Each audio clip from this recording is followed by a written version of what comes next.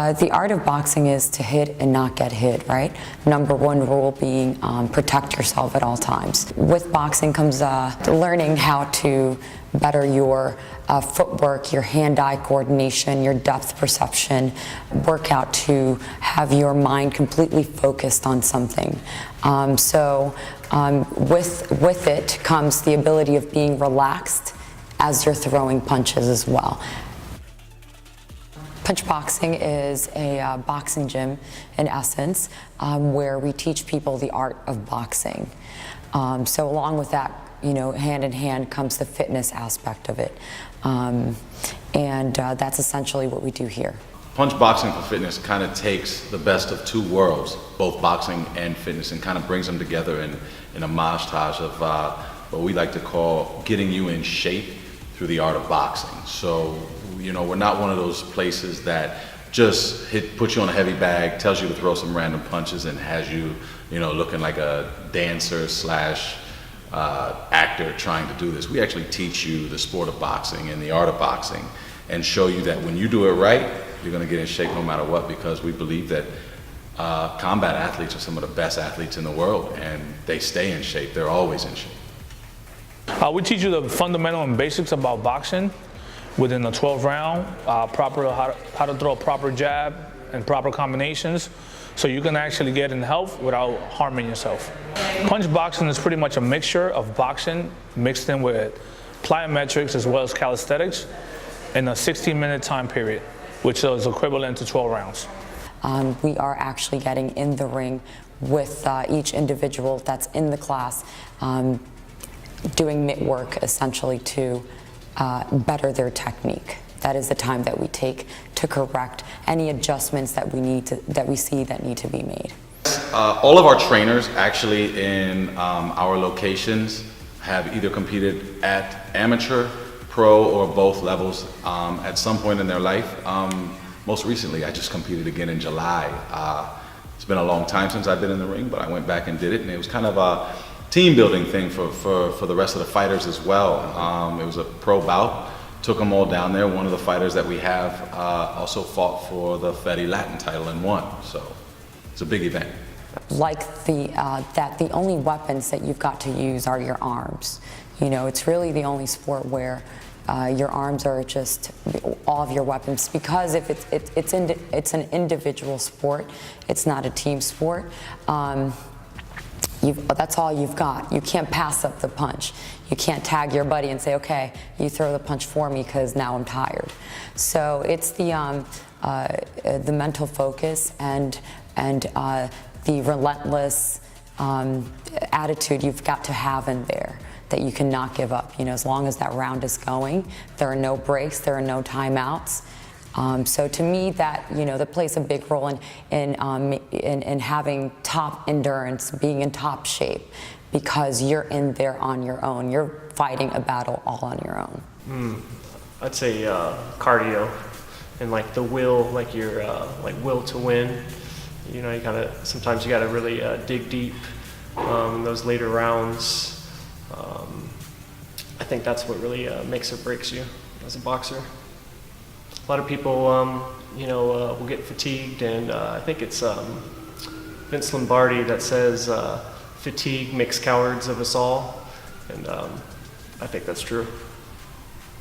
I think a lot of it is the work that has to be put into it. You will only be an average boxer if you don't put work into your craft. But if you're putting, like they say in boxing, the fight happens outside the ring. It's not essentially just in the ring. It's the hard work and the dedication and the hours that you spend at a gym perfecting your technique, perfecting your craft to be able to get in the ring and win. So essentially, average boxers to me would mean a boxer that isn't putting in enough time and effort into getting better, between a good boxer and also someone that listens. It's also it's a sport that you've got to listen a lot of times. You just kind of want to do it your way, but it's about listening and taking in what works for you and turning it into your own style. So I think that would also play a role into what, an average boxer versus a good boxer. I think it's on the up and up. Boxing is really, I feel like it's getting a lot of momentum. There's a lot of big names out there now. I still want like a real big heavyweight to emerge. We got Anthony Joshua, that's, he's on the up and up, and Wilder, I think Wilder fights this weekend. He's a big heavyweight. But yeah, I feel like it's definitely really gaining a lot of traction, and a lot of people are watching and tuning into boxing. Yes, absolutely. It's a passion. It's my passion. Boxing is one of my passions. So I do indulge in it outside of here. Watch fights. Not too long ago we had Mayweather McGregor. I enjoyed it as a fight fan, just watching the two both sports, fight each other. I was pretty impressed with Conor. Mayweather is no slouch. He's unbeaten for a reason. So I really enjoyed it. I know a lot of people, just thought it was a big cash grab, but just as a spectator, I just enjoyed sitting back and watching it. It was entertaining for sure. As an experienced boxer, I thought it was for show, because it's almost like saying, let's bring a football player, let's bring the best football player onto the baseball field, put him against the best baseball player, and let's see who wins.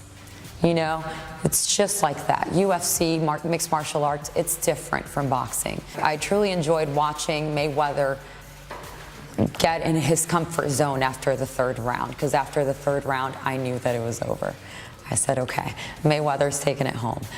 So it was fun to watch, but I think it was more so also for the fun of it, because again, you're turning an MMA fighter into a boxer in 3 months, and that's not really.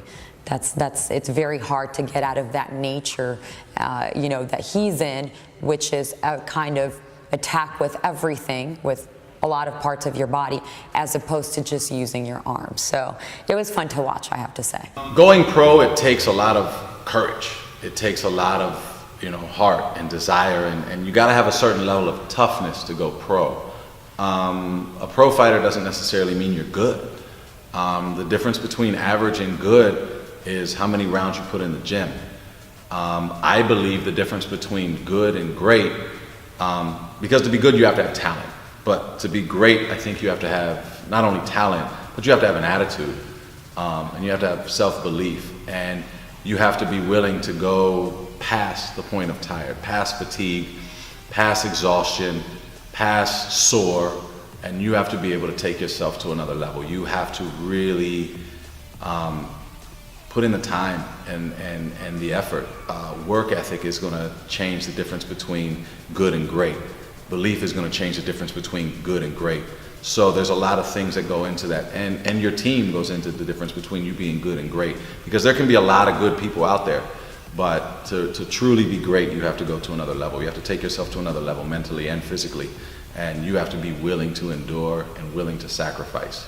That's a lot of the things. That's the big difference between guys that really do well and the ones that don't. I mean, let's take welterweights, for example. You've got almost 1,700 welterweights, guys that compete at 147 pounds. How do you get to be those guys in the top 20 or the top 10 or even legendary? That's another level. Once you're great, how do you become legendary? That's something that you have to do. That's something inside. I don't believe that that's something that we can teach you. That's something that's there.